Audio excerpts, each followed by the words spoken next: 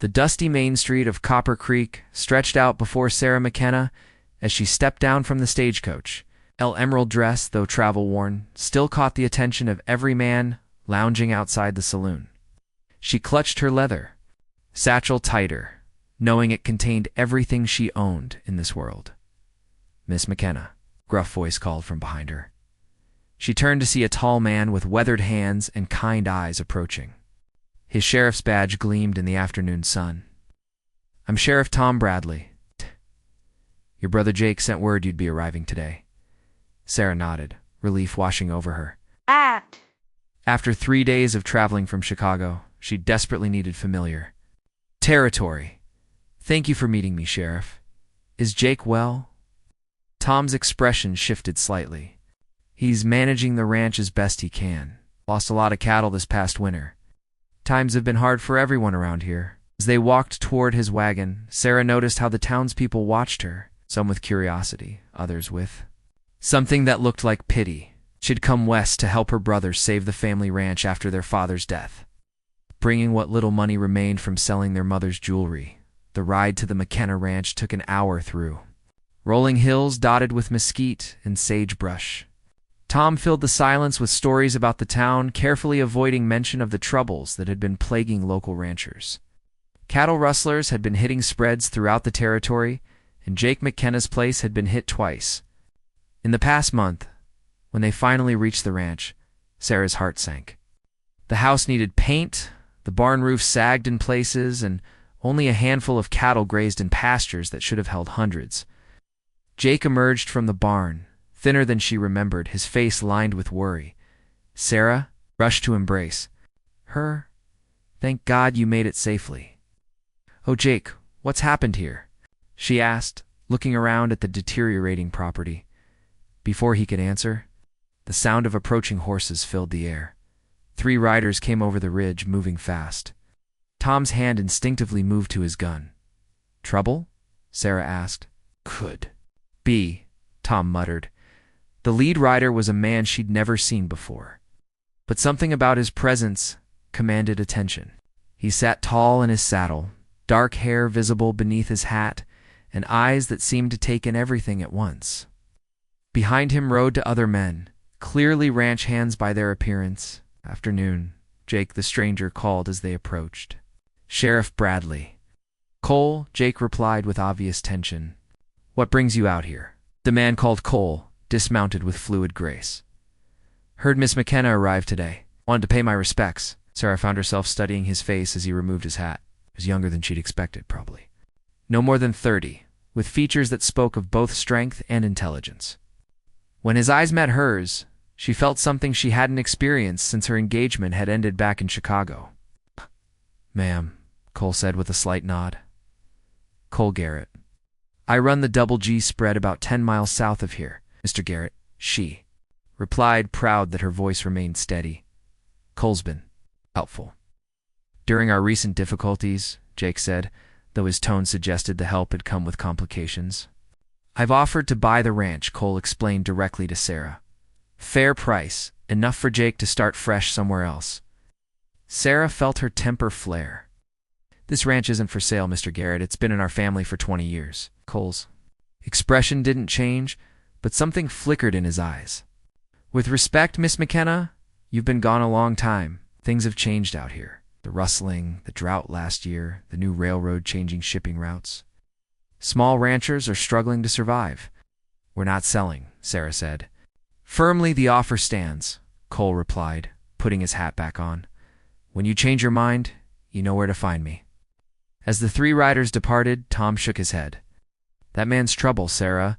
He's bought up half the struggling ranches in the territory over the past 2 years. Bought them out or forced them out?" she asked. Tom and Jake exchanged glances. "Hard to say," Tom admitted.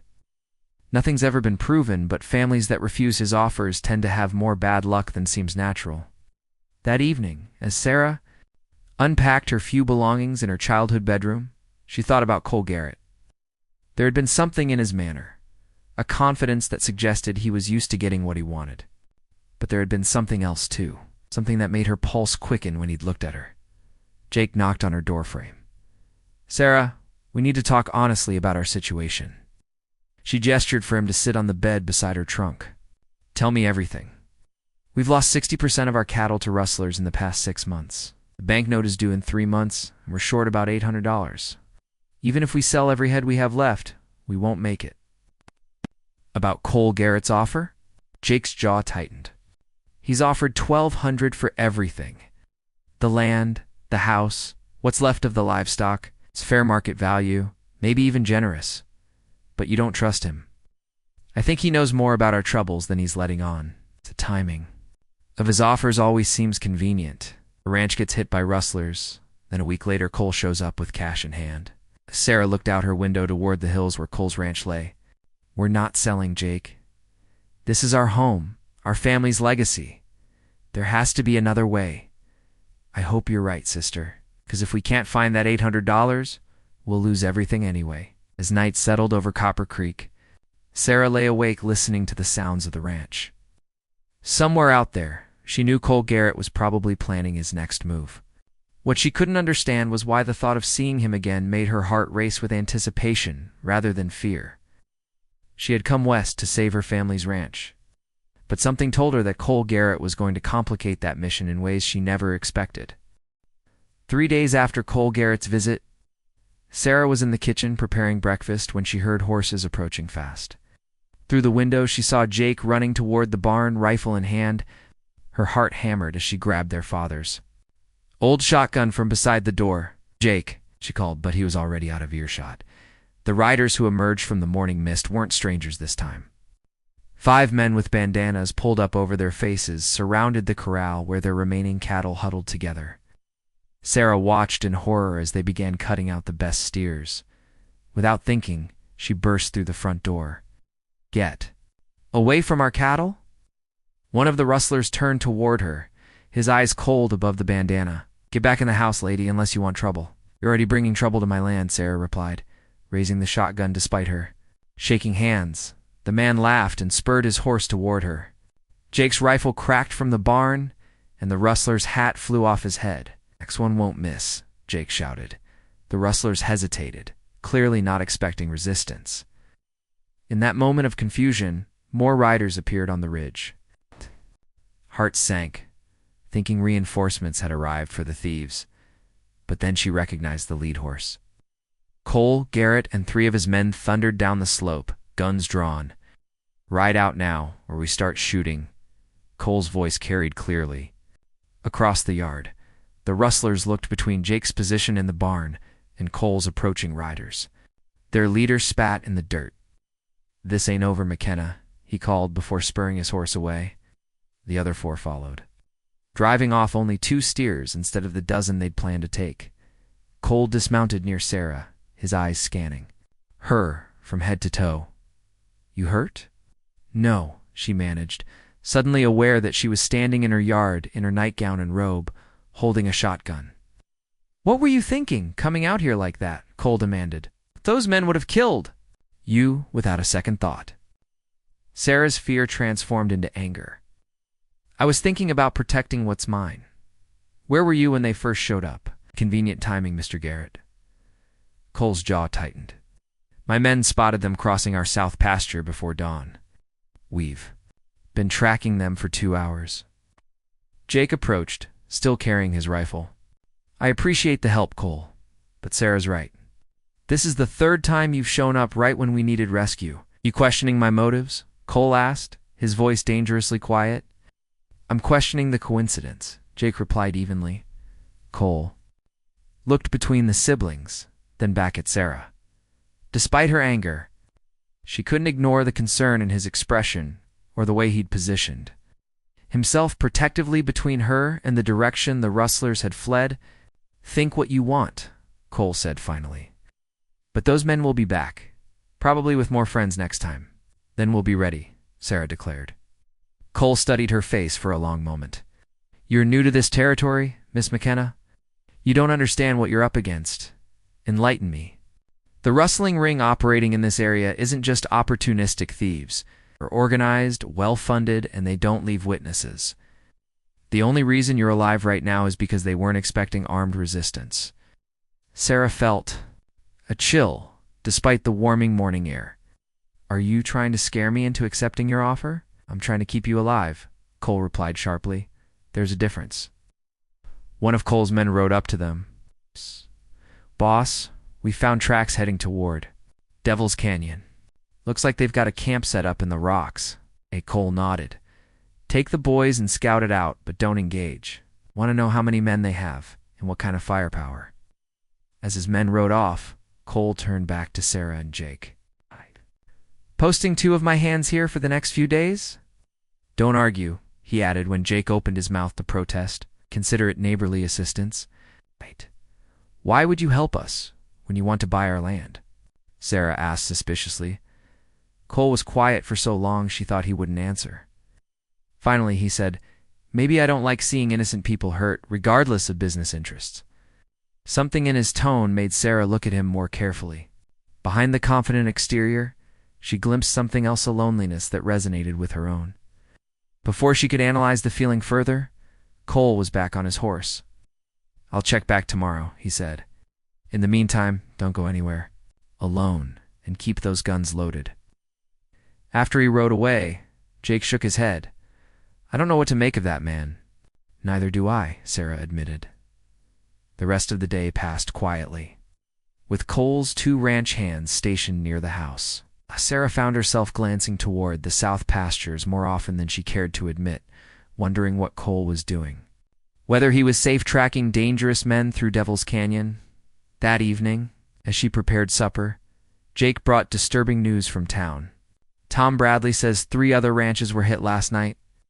The Hendersons lost their entire herd, and Old Man Patterson was shot in the leg when he tried to stop them." "This has to be connected to whoever's behind the rustling ring," Sarah said. "Tom thinks so too. But he can't prove anything, and he doesn't have enough deputies to patrol every ranch in the territory." As if summoned by their conversation, hoofbeats approached the house. Sarah peered out to see Cole returning alone, his horse lathered with sweat. Even in the dim light, she could see the grim expression on his face. "We found their camp," he reported without preamble. "At least 20 men, maybe more.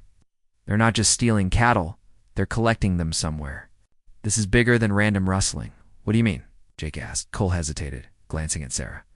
"I think someone's using rustled cattle to supply a military contract. The Army pays good money for beef, no questions asked about where it came from." Sarah felt the blood drain from her face. "You're saying someone's organizing this whole operation? Saying someone with connections and resources is getting rich off stolen cattle, and small ranchers like you are paying the price?" "Do you know who?" she demanded. Cole's expression became guarded. "I have suspicions. But suspicions aren't proof, and accusations without evidence can get a man killed out here." Sarah watched Cole ride away into the darkness. She realized that everything she'd thought she understood about their situation was wrong. This wasn't just about saving the family ranch anymore. They were caught in the middle of something much more dangerous, and the man she was beginning to have feelings for might be either their salvation or their destruction.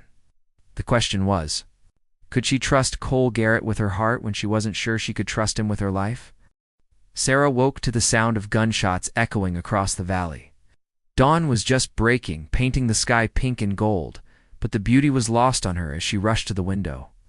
In the distance, she could see smoke rising from the direction of town. Jake was already saddling his horse when she reached the barn.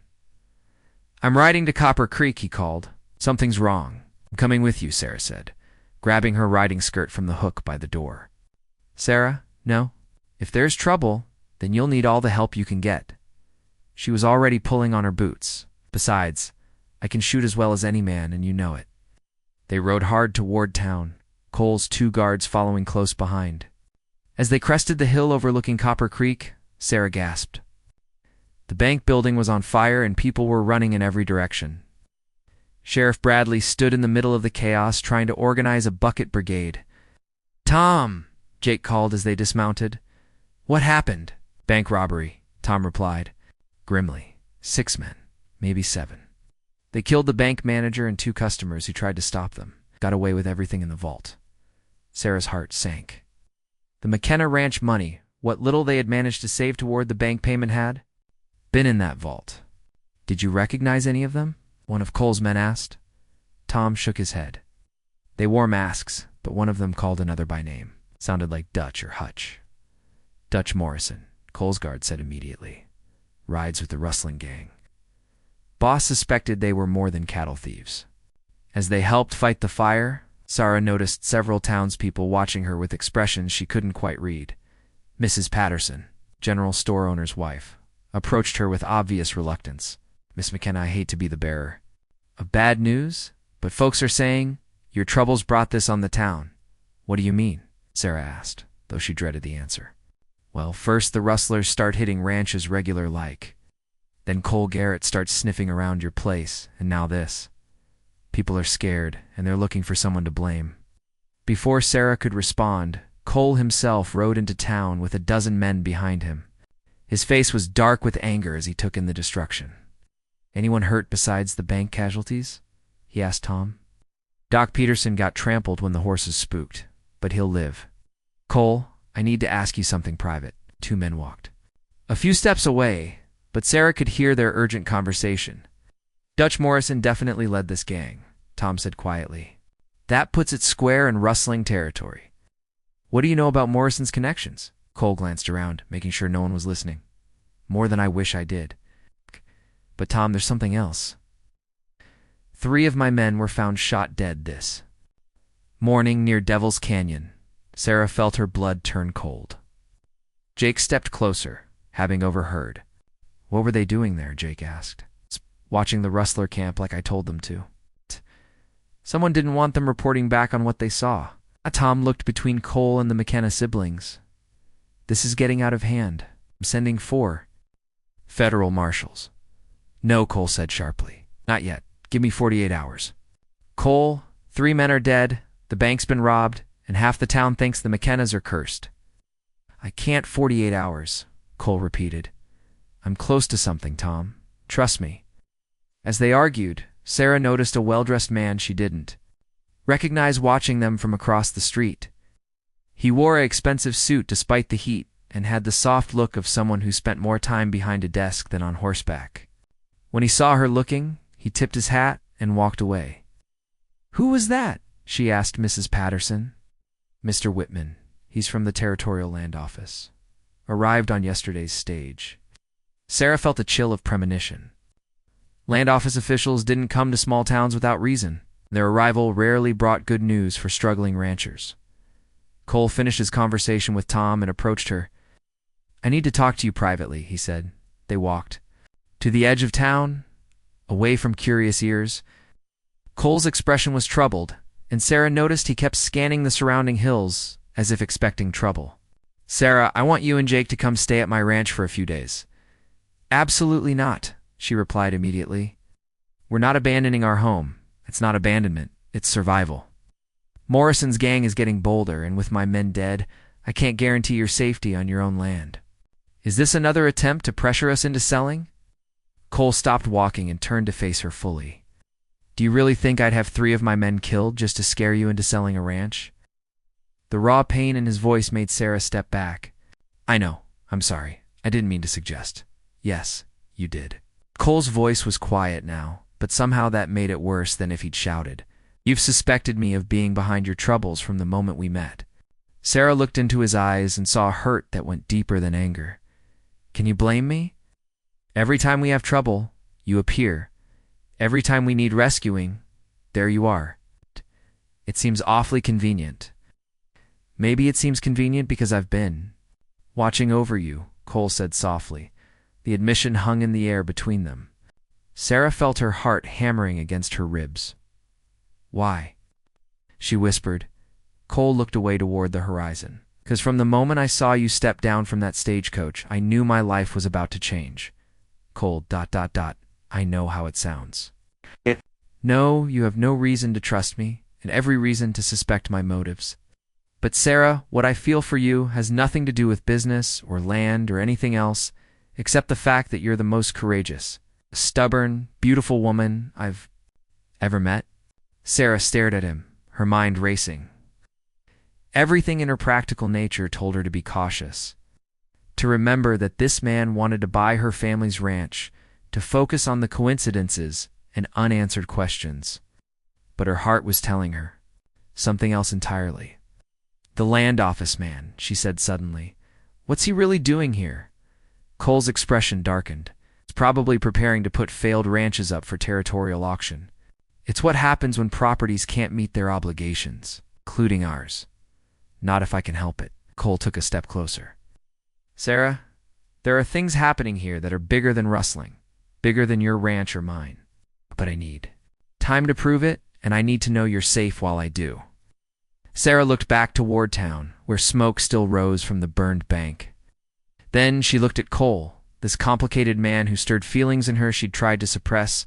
2 days, she said finally. "Jake and I will come to your ranch for 2 days. But after that, we go home, regardless of what's happening." Cole nodded. 2 days, that should be enough. As they walked back toward town, Sarah couldn't shake the feeling that those 2 days were going to change everything one way or another. The Double G ranch house was larger than Sarah had expected, built from local stone with wide verandas that caught the evening breeze. As they approached in Cole's wagon, she could see why he'd been successful where other ranchers struggled. Everything spoke of careful planning and abundant resources. "Jake can take the guest room upstairs," Cole said as he helped her down. "There's a room off the kitchen that should suit you, if you don't mind being near the cooking smells." "I don't mind," Sarah replied, though she was acutely aware of his hands on her waist as he lifted her from the wagon seat. Cole's housekeeper, a weathered Mexican woman named Maria, greeted them with obvious curiosity. "Senator Cole, you did not tell me we would have guests." It was a sudden decision, Maria. "This is Miss McKenna and her brother Jake. They'll be staying a few days." Maria's dark eyes moved between Cole and Sarah, with the knowing look of someone who had seen her employer through many years. "Sir, I will prepare rooms." As evening settled over the ranch, Sarah found herself on the veranda with Cole, while Jake talked business with the foreman inside. The silence between them was comfortable, but charged with unspoken possibilities. "You have a beautiful place," Sarah said, watching cattle move across distant pastures. "It wasn't always like this. When I bought the land 5 years ago, it was. As run down as yours is now, what changed?" Cole was quiet for a moment. "Hard work. Some luck. And maybe some deals I'm not entirely proud of." Sarah turned to study his profile in the lamplight. "What kind of deals?" "The kind that keep a man alive in territory where honest ranchers end up bankrupt or dead." Before Sarah could ask what he meant, Jake emerged from the house with a grim expression. "Cole, your foreman just told me something interesting about the Territorial Land Office." "What about it?" Cole asked, though his tone suggested he already knew. "Seems Mr. Whitman's been visiting every ranch in the county, making lists of properties that might go up for auction. Funny thing is, he's only interested in spreads that have good water rights and railroad access." Cole stood up abruptly. "Need to talk inside." In Cole's study, surrounded by maps and ledger books, the three of them faced an uncomfortable truth. Jake spread a hand-drawn map on the desk, marking the ranches that had been hit by rustlers. "Look at the pattern, Jake," said. "Every ranch that's been targeted has either water rights, railroad access, or both. The rustlers aren't just stealing cattle randomly. They're destroying specific properties." Sarah traced the marks with her finger. Properties that someone wants to acquire cheaply. "But who's behind it?" Jake asked. "Who has the resources to organize something this elaborate?" Cole walked to the window, staring out into the darkness. "Someone with government connections. Someone who knows which ranches will be profitable once the new railroad spur comes through." "You know who it is," Sarah said. Wasn't a question. Cole turned back to them, "I suspect. But suspicion isn't proof, and the man I suspect has enough influence to destroy anyone who accuses him falsely." "Tell us," Sarah demanded. "Judge Harrison Blackwell." "He owns the largest ranch in the territory, has contracts with the Army, and sits on the Territorial Land Commission. He also happens to be engaged to the daughter of the railroad company president." Dig whistled low. "That's a dangerous accusation, which is why I haven't made it publicly. But think about it, Blackwell would know exactly which properties will be valuable once the railroad comes through. He has the connections to set up military contracts for rustled cattle, and and he has the legal authority to fast-track property. Auctions. Sarah felt pieces clicking together in her mind. The timing. Every time a ranch gets hit by rustlers, Blackwell or his representatives show up within days with offers to buy. Exactly. But proving it means finding evidence that connects him to Dutch Morrison's gang, and that means getting close to people who kill anyone who asks too many questions. The room fell silent as they absorbed the implications. Finally, Sarah spoke. "What are you planning to do?" Cole looked at her for a long moment. "Something that might get us all killed if it goes wrong." The next morning, Sarah woke to the sound of urgent voices outside her window. Through the glass, she saw Cole talking intensely with two men she didn't recognize. Their clothes and manner suggested they weren't ranch hands. She dressed quickly and found Jake already in the kitchen, drinking coffee with a troubled expression. "Who are those men with Cole?" she asked. "Federal marshals? They rode in about an hour ago." Sarah felt her stomach drop. "You think someone reported Cole's suspicions about Judge Blackwell? Or someone wants to make sure those suspicions never become public accusations?" Cole entered the kitchen as they were talking, his face grim. "You have a problem? Someone robbed the Army payroll wagon last night, killed 2 soldiers, and got away with enough money to fund a small war." "Morrison's gang?" Sarah asked. "Most likely. But here's the interesting part. The payroll wagon was only supposed to be known to Army command and territorial officials. Someone with access to classified information told the gang exactly when and where to hit it." Jake set down his coffee cup hard. "Blackwell. Can't prove it, but it's too much of a coincidence. The marshals are here because they think the same. Person behind the rustling is now hitting military targets." Sarah looked between the two men. "What does this mean for us?" "It means the game just got a lot more dangerous," Cole replied.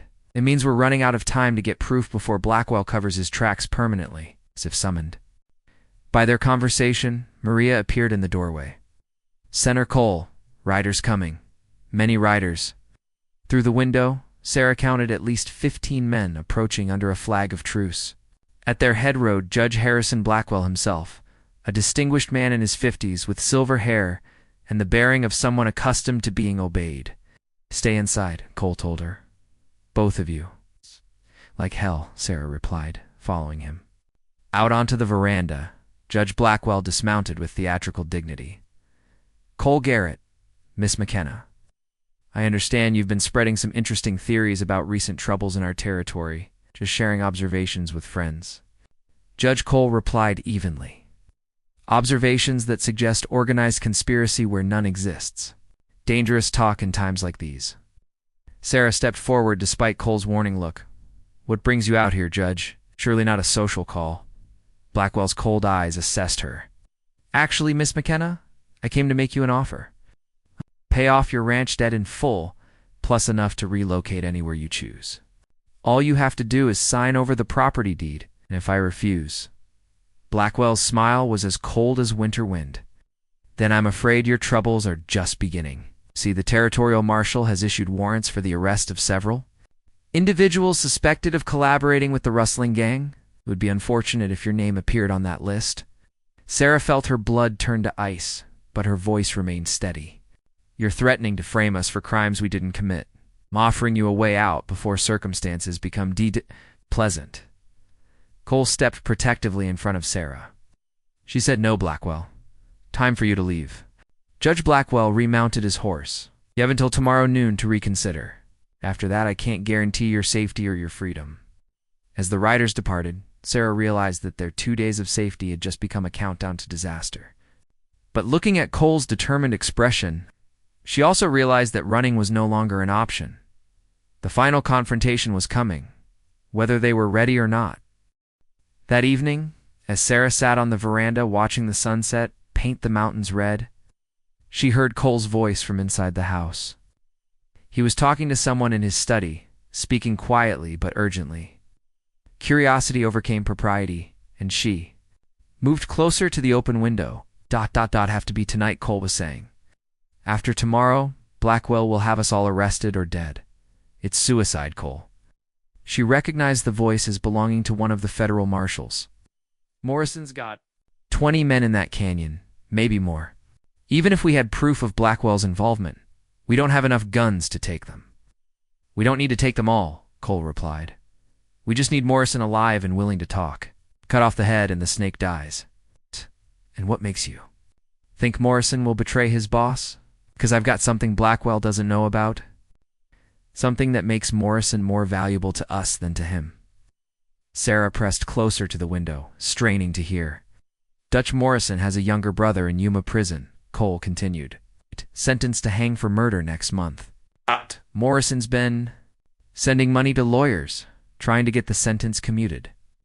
That money's been coming from his share of the rustling profits. So if Morrison cooperates with us, I can arrange for his brother to escape during a prisoner transfer. I've got connections with certain unsavory types who owe me favors. The marshal was quiet for a moment. That's asking me to be party to a jailbreak. It's asking you to choose between one outlaw's freedom and stopping a conspiracy that's killed a dozen innocent people and stolen thousands of dollars in cattle and army payroll. And Sarah heard footsteps moving toward the window and quickly stepped back into the shadows. Her heart was racing, not just from eavesdropping, but from the realization of what Cole was planning. He was going to Devil's Canyon tonight, into a camp full of killers, with nothing but a desperate gamble to keep him alive.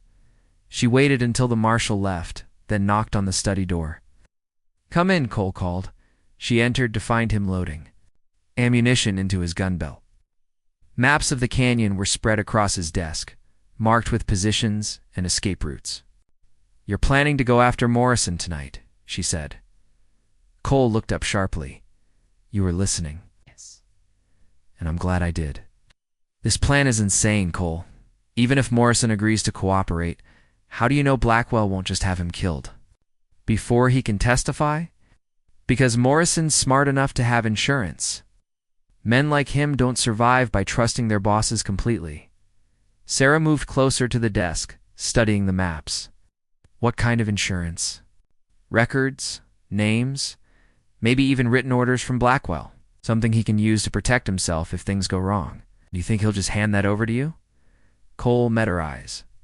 "I think when faced with the choice between betraying Blackwell and watching his brother hang, Morrison will choose family." Sarah felt tears threatening. "And what about your family? What about the people who care about you?" Something flickered in Cole's expression. "Sarah, .. Don't." She held up a hand. "Don't tell me this is just business, or duty, or whatever else you tell yourself. This is about proving something to me, isn't it? It's about showing me that you're not the bad man I suspected you of being." Cole set down his gun and moved around the desk to face her. "Maybe it is. Maybe I need to know that when this is over, you'll be able to look at me without wondering. If I'm the enemy..." "I already know you're not the enemy," Sarah whispered. "Do you?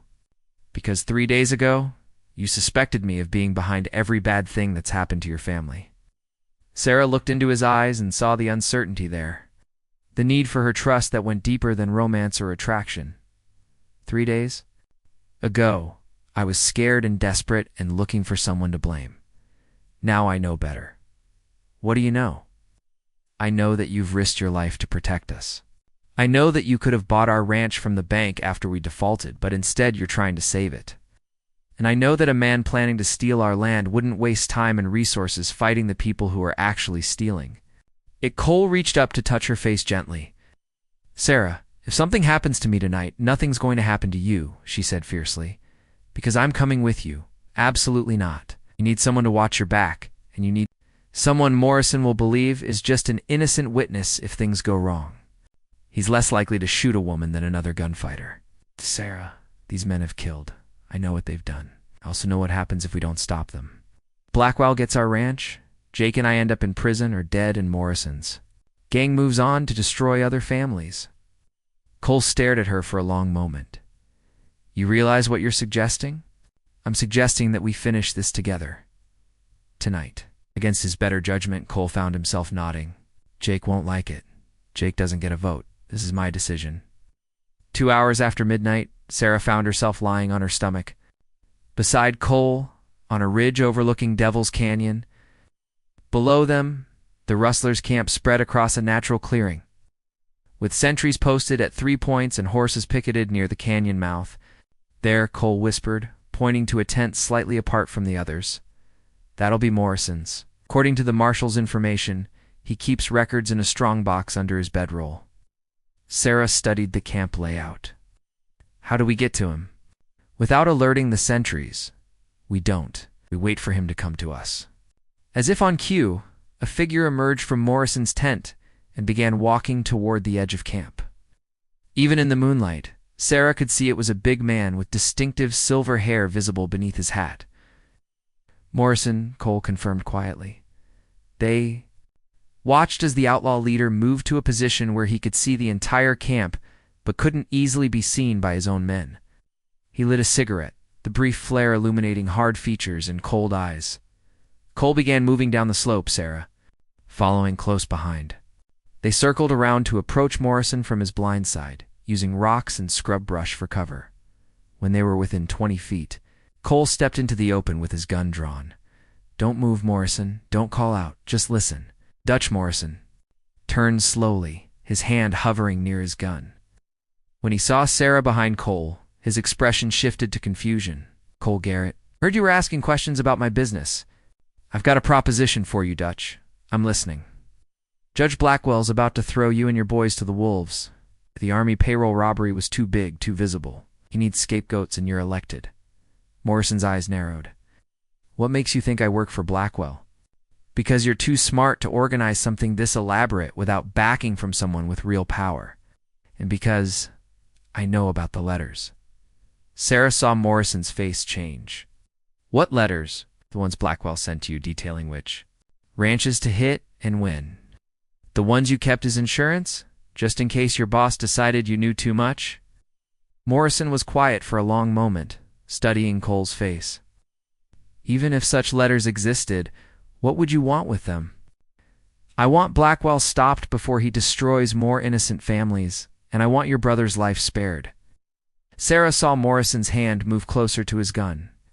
My brother's got nothing to do with this.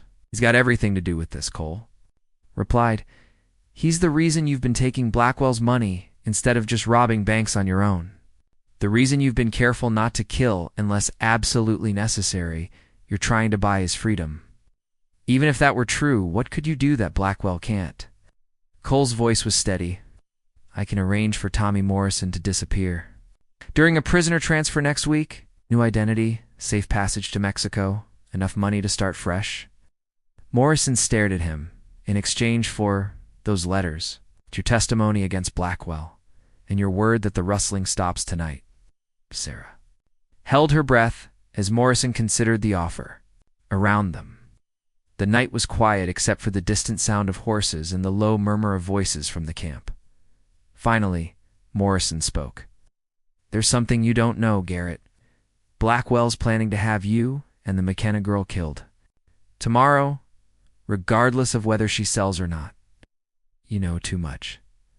And she's a witness to his threats. Sarah felt Cole tense beside her. More than that, Morrison continued. It's got federal warrants ready with your names on them.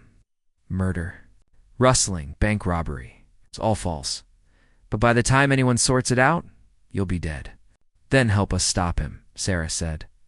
Stepping forward despite Cole's warning look, Morrison looked at her with something like respect. You've got steel, lady.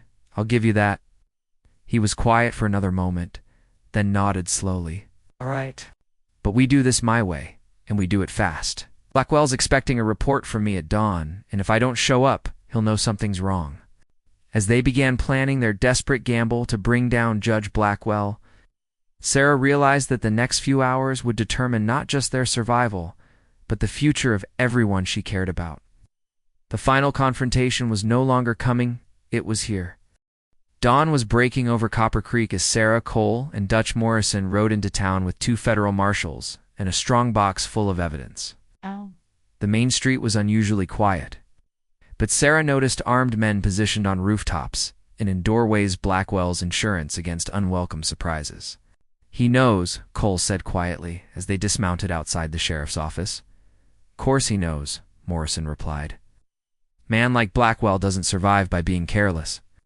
but knowing and being able to stop it are different things. Sheriff Tom. Bradley emerged from his office, relief clear on his weathered face. Thank God you're all alive. Blackwell's been here since before sunrise, demanding I arrest you for bank robbery and murder. Where is he now? Sarah asked. Hotel dining room, holding court with some territorial officials who arrived on the morning stage. Claims he's here to restore law and order. Tom's expression was grim. Sarah, he's got warrants with your name on them. Yours and Cole's both. Marshal Hayes, the senior federal officer, took charge. Those warrants are invalid now that we have Morrison's testimony and documentation. Tom, I need you to arrest Judge Blackwell on charges of conspiracy, theft of government property, and accessory to murder. Tom nodded grimly. Been waiting years to do that. As they walked toward the hotel, Sarah noticed the town's atmosphere had changed. People lined the street, watching with a mixture of anticipation and fear. Word had spread quickly that the powerful Judge Blackwell was about to face justice. The hotel dining room fell silent when they entered. Judge Blackwell sat at the head table with three men Sarah didn't recognize, all wearing expensive suits and the confident bearing of territorial authority. Blackwell's cold eyes took in their group, lingering on Morrison with particular hatred. Sheriff, Bradley Blackwell said smoothly, I trust you have those warrants I requested. I do, Tom replied, pulling papers from his vest. Harrison Blackwell, you're under arrest for conspiracy to commit theft, organizing criminal activity, and accessory to murder? The silence stretched taut as everyone absorbed what had just happened. One of the officials at Blackwell's table started to protest, but Marshal Hayes stepped forward. Federal authority supersedes territorial warrants, gentlemen. We have documentation proving Judge Blackwell organized and profited from systematic cattle rustling and the robbery of army payrolls. Blackwell's composure cracked slightly. You have the word of known criminals and forged documents? No court will? We have your letters, Morrison interrupted, his voice carrying clearly across the room, detailed instructions about which? Ranches to hit and win, written in your hand, signed with your seal.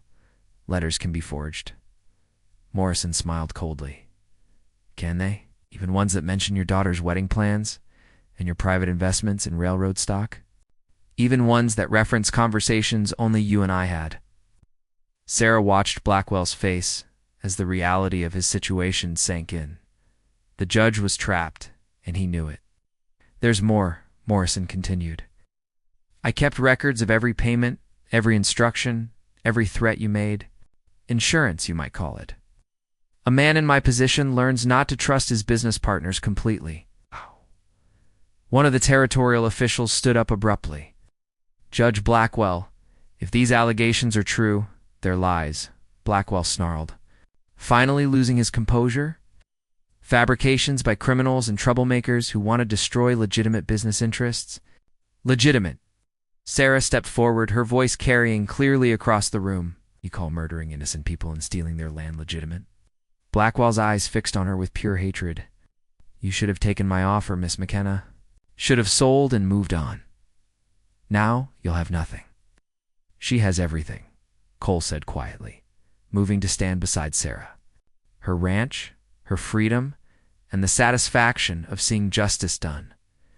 Marshal Hayes moved toward Blackwell. Judge Harrison Blackwell, you're under federal arrest. That's when Blackwell made his final desperate move. His hand swept toward the gun at his hip, but Cole was faster. The sound of gunfire filled the dining room, and Judge Blackwell fell backward, clutching his shoulder. Should have surrendered peacefully, Cole said, smoke rising from his gun barrel as the marshals secured their prisoner. And the territorial officials tried to distance themselves from the scandal. Sarah found herself standing with Cole on the hotel veranda, watching the sun rise fully over Copper Creek. It's over, she said, hardly believing it. The rustling's over. Blackwell's finished, but Sarah, Cole turned to face her fully. I need to tell you something. Her heart hammered against her ribs. What?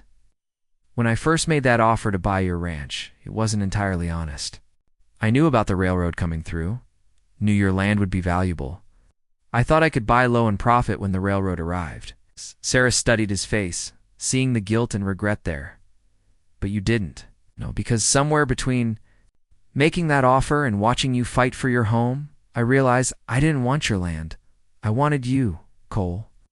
I know I have no right to ask. Not after everything that's happened. I know you have every reason not to trust me. But Sarah. I'm asking anyway. He took her hands in his. I've waited my whole life for someone like you. Someone brave enough to fight for what matters, stubborn enough to never give up, and strong enough to see past a man's mistakes to who he really is. Sarah felt tears threatening. You want to know what I see when I look at you?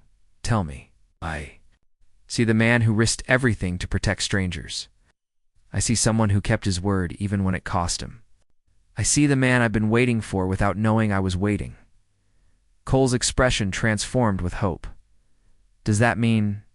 It means yes, Sarah whispered. Yes to whatever you're asking. Yes to building a life together. Yes to taking a chance on love even when it seems impossible. When Cole kissed her, Sarah heard cheering from the street below. Looking down, she saw Jake grinning up at them, along with Sheriff Bradley, the hotel guests, and what seemed like half the town. Guess we're not keeping this private, Cole said against her lips. Good, Sarah replied. Want everyone to know that Sarah McKenna chose Cole Garrett, and Cole Garrett chose her back. 6 months later, as Sarah stood in her wedding dress in the church at Copper Creek, she thought about the journey that had brought them to this moment. The McKenna ranch was thriving again, with Cole's help and the compensation they'd received for their losses. The rustling was truly over. Most of Morrison's gang either arrested or scattered to other territories. Judge Blackwell had been sentenced to 15 years in territorial prison. His holdings sold to pay restitution to his victims. Dutch Morrison had kept his word. His brother Tommy had indeed disappeared during a prisoner transfer. And the former Rustler leader had vanished as well, presumably to start a new life somewhere far from Arizona territory. As Jake walked her down the aisle toward Cole, Sarah remembered their confrontation in the hotel 6 months ago, when he'd said he'd waited his whole life for her. Looking into his eyes now, she knew the wait had been worth it for both of them. You need someone else, her friend Martha had said just that morning, worried about Sarah marrying a man with Cole's complicated past. But Sarah had replied with absolute certainty, No, I've waited my whole life for him. I'm standing therein. The church, surrounded by friends and family, beginning a new chapter of their lives together, Sarah knew she'd been right to trust her heart. Some things were worth waiting for, worth fighting for, and worth the risk of loving completely. The preacher's words washed over them as they exchanged vows. But Sarah was focused on Cole's eyes, seeing her own future reflected there, a future built on trust earned through adversity, love tested by danger, and the promise of adventures yet to come in the wild, beautiful territory they both called home.